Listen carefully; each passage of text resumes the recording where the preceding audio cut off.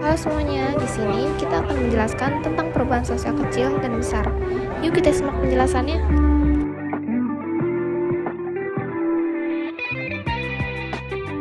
Perubahan sosial kecil adalah perubahan yang terjadi hanya pada bagian tertentu dari kehidupan masyarakat, tidak memengaruhi struktur utama masyarakat. Perubahan sosial besar adalah perubahan yang membawa dampak signifikan pada struktur sosial. Berdasarkan waktunya terjadi.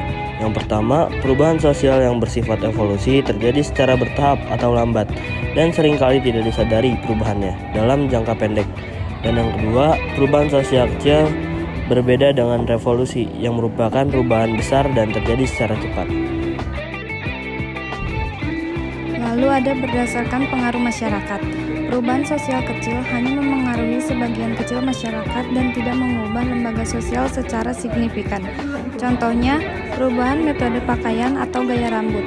Sementara itu, perubahan sosial besar berdampak luas, mengubah sendi-sendi kehidupan dan memengaruhi lembaga-lembaga sosial, seperti industrialisasi yang mengubah masyarakat agraris menjadi masyarakat industri.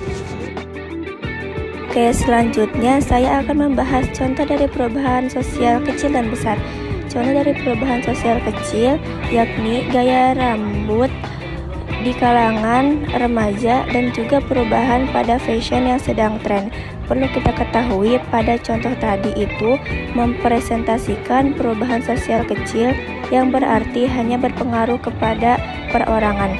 Karena perubahan sosial kecil tersebut sering berubah dalam waktu singkat.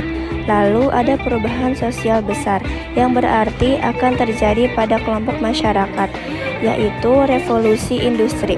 Perubahan yang ditandai dengan perubahan sistem produksi dan tenaga kerja.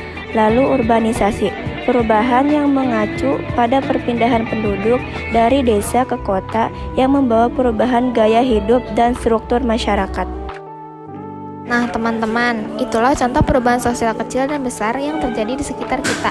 Dari hal sederhana seperti tren pakaian, hingga hal besar seperti kemajuan teknologi yang mengubah cara hidup manusia.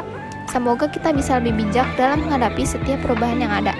Terima kasih sudah menonton, sampai jumpa di video selanjutnya.